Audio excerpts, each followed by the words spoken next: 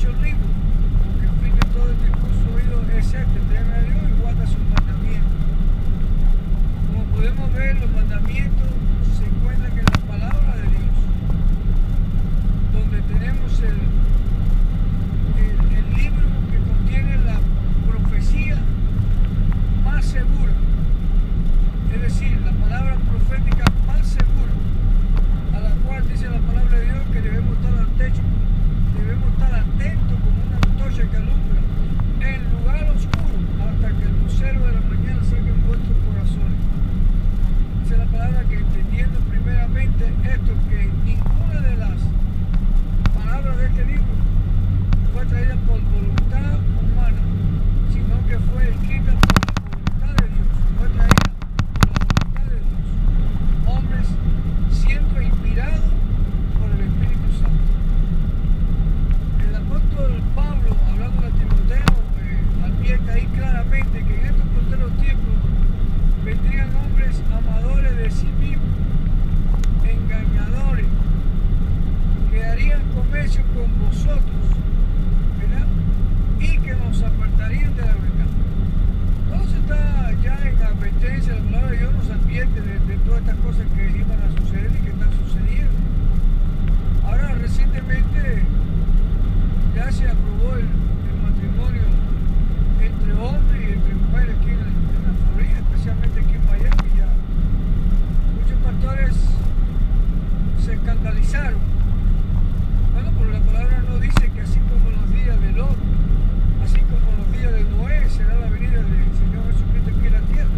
A mí estas noticias solamente lo único que me han confirmado más la veracidad de la palabra de Dios, la veracidad de lo que Dios ha hablado a través de su profeta, la veracidad de que la Santa Biblia es la palabra de Dios infalible. Eso es lo único que a mí me ha confirmado esta noticia que recientemente ha sido en todos los canales de televisión y radio noticiero, hablando sobre este tema. El Señor nos advierte claramente de los acontecimientos que iban a acontecer. Entonces, nosotros, dice la palabra de Dios, a Juan 15:16, que fuimos elegidos, fuimos escogidos para llevar fruto y que ese fruto permanezca.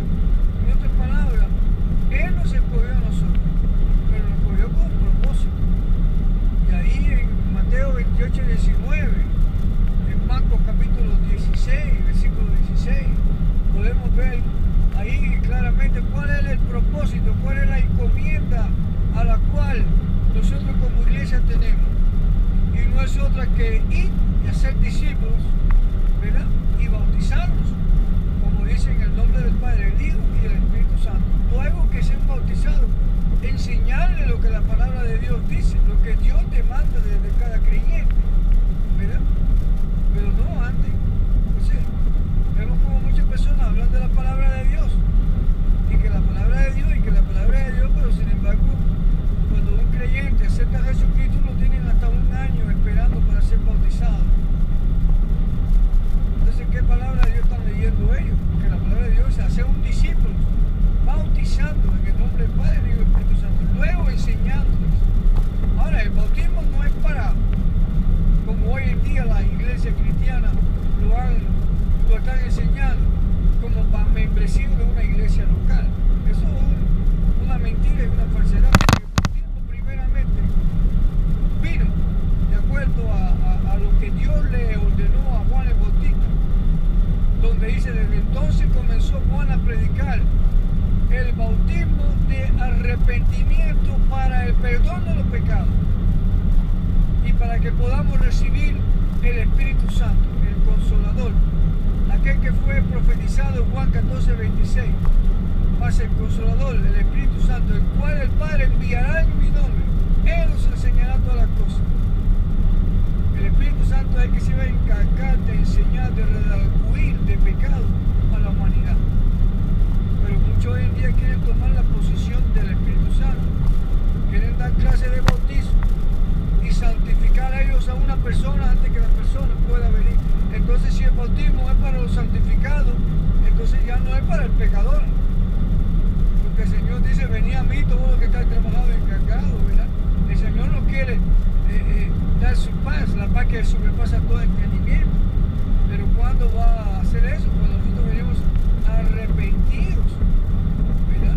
Cuando nos arrepentimos y entramos en obediencia en el bautismo, porque queremos andar en una vida ahora nueva, regenerada por el Espíritu Santo y por la sangre de Cristo. Entonces vemos que muchos de los líderes hoy en día no retienen ese privilegio, como también el privilegio de participar de la Santa Cena cada vez que se presenta en la iglesia. ¿Por qué? Porque por otra parte enseñan que si no ha sido bautizado, pues no puede participar de la Santa Cena.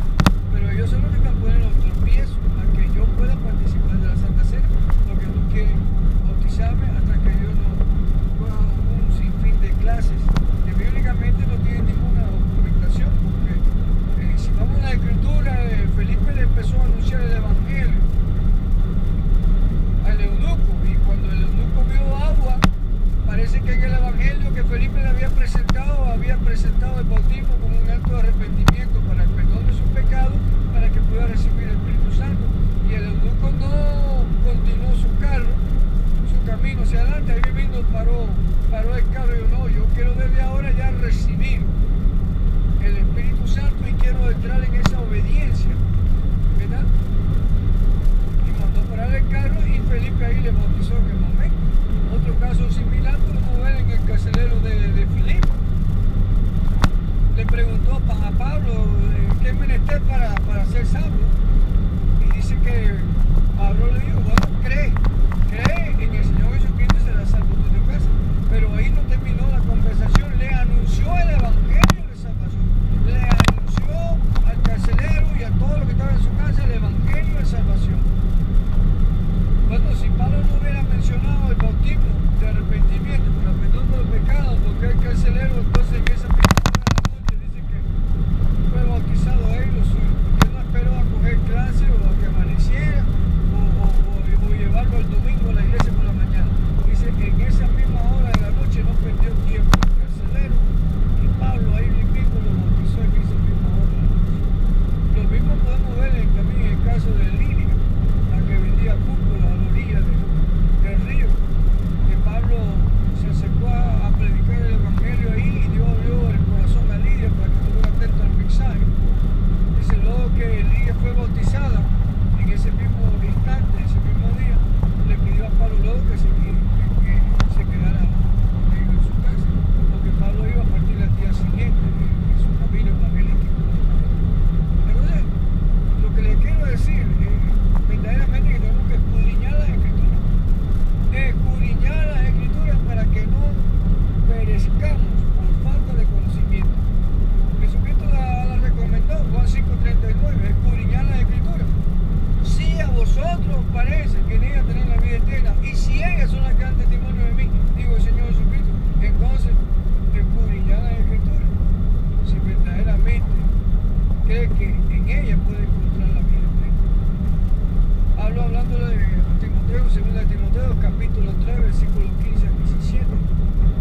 Dice que toda la Escritura es divinamente inspirada por Dios y útil para enseñar, útil para redarguir, útil para corregir y útil para instruir en justicia, a fin de que el hombre de Dios sea enteramente preparado para toda buena obra. Mire, Dios nos dejó su palabra, ahí está en la Biblia, 66 libros, fíjate. ¿Cuántos libros hay en un solo libro? 66 libros. Tiene 40 autores diferentes, tiene maestros, tiene personas, sacerdotes, profetas, tiene personas campesinas, tiene personas pescadores, ignorantes y sin letra, escritores de todo género, para todo género de personas, ya sea una persona culta o sea una persona sin letra. Usted puede encontrar en la palabra de Dios mensajes en los cuales usted puede entender y puede comprender claramente. Estoy interrumpiendo porque en este momento estoy pasando por aquí en el tráfico, ¿no? Un carro que se acaba de encender completamente, está en llamas. Posiblemente lo puedan ver ahora ahí cuando pase por ahí. A lo mejor en la cámara de Dios puede captar ahí bueno, tal vez tenga que haber una ilustración para lo que estoy poniendo. Aquellos que perecen, aquellos que son condenados, van a ir a un lugar así, en esa llama. La única diferencia es que esa llama que ustedes vieron ahí del carro ese, ahorita vienen los bomberos, le echan agua y se apaga, pero el infierno dice que es un lugar donde el gusano no muere y la candela nunca se apaga, sino que 24 horas está ardiendo. Allí es el lloro y el crujir de dientes para aquellos que no se arrepientan de sus pecados, para aquellos que estén enseñando mentiras, porque déjame decirles que delante del Señor todas las cosas están desnudas, y muchos de nosotros, y yo espero que el Señor en su misericordia, ¿verdad?, me haya perdonado y pueda permanecer en su gracia.